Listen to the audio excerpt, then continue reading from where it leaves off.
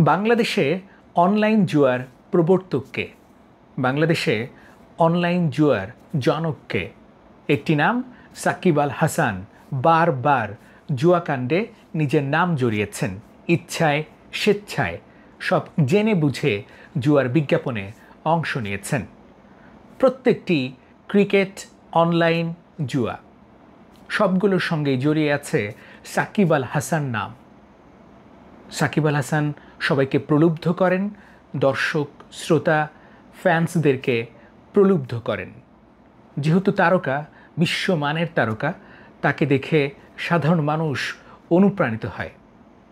তাকে দেখে সাধারণ মানুষ, ক্রিকেট প্রেমীরা জুয়া খেলতে প্রলুব্ধ হয়। সাকিব আল হাসানের পথ ধরে একের পর এক তারকা জড়িয়েছেন এই জুয়াকাণ্ডে। সবশেষ পরিমণি, তিনিও জুয়ার বিজ্ঞাপনে প্রচারণায় অংশ নিয়েছেন নিজের ফেসবুক পেজে।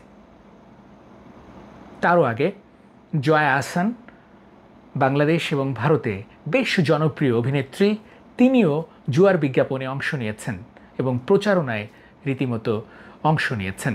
নুসরাত ফারিয়া, একই জুয়ার বিজ্ঞাপনে দেখা গেছে এই মডেল অভিনেত্রীকে। অপু বিশ্বাস, তিনি শুভেচ্ছা দূত হয়েছেন একটি অনলাইন জুয়ার প্রতিষ্ঠানের।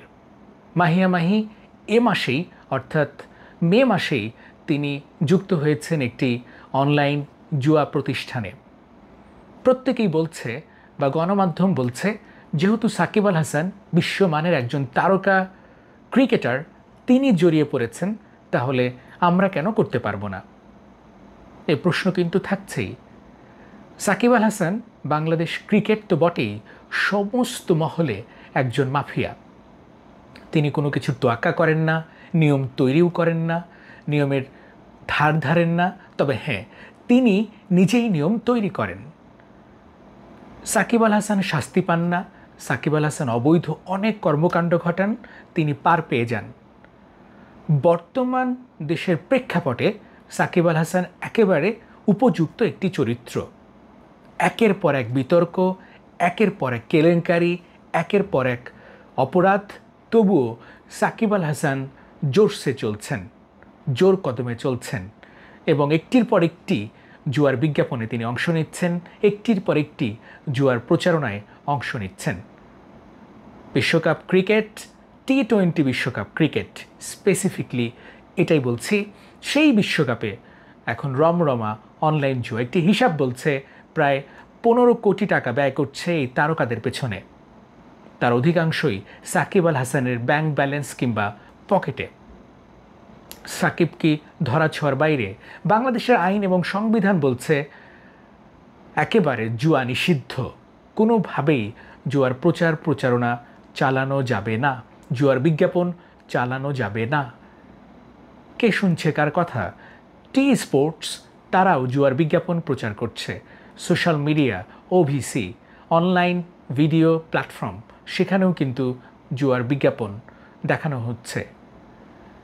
যেসব তারকার নাম বলছি তারা তো যুক্ত, সরাসরি অনলাইন জুয়ার সঙ্গে যুক্ত, অনলাইন জুয়ার প্রচারণায় যুক্ত। এর বাইরেও কয়েকজন তারকাকে, কয়েকজন ক্রিকেট তারকাকে ব্যবহার করা হচ্ছে অবৈধভাবে।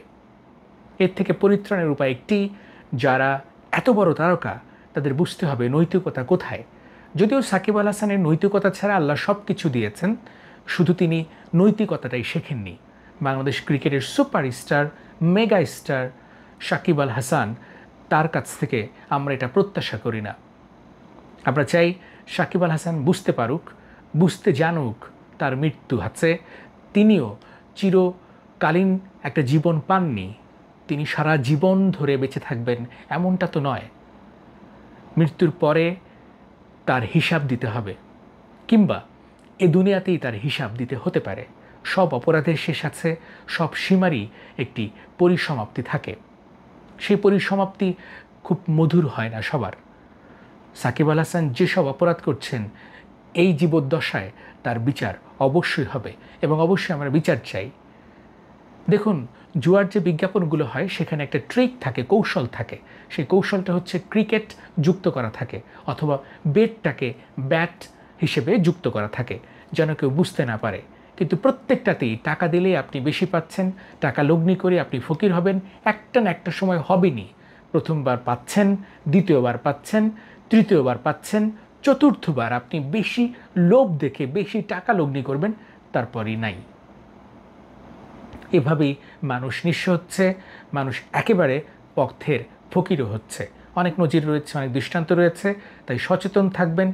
তারকাদের বিশ্বাস করবেন না। অনেক তারকার সন্নিবেশ ঘটিয়েছিল, বাংলাদেশ ক্রিকেট বোর্ডের সঙ্গে যুক্ত হয়েছিল ইভ্যালি, তার কাছ থেকে আমিও প্রায় 1,61,000 টাকার উপরে পাই। কারণ অনেক তারকাকে আমরা ভালোবাসি, অনেক তারকাকে আমরা পছন্দ করি, সেজন্যই লগ্নি করেছিলাম। আর সেই লগ্নিটাই হলো কাল, সেই লগ্নিটাই হলো প্রতারণা। সচেতন থাকুন, কোনো ধরনের ওয়েবসাইট, কোনো ধরনের বেটিং সাইটে যুক্ত হবেন না। আপনি সচেতন থাকুন, পাশের মানুষকেও সচেতন রাখুন। ধন্যবাদ সবাইকে। আল্লাহ হাফেজ।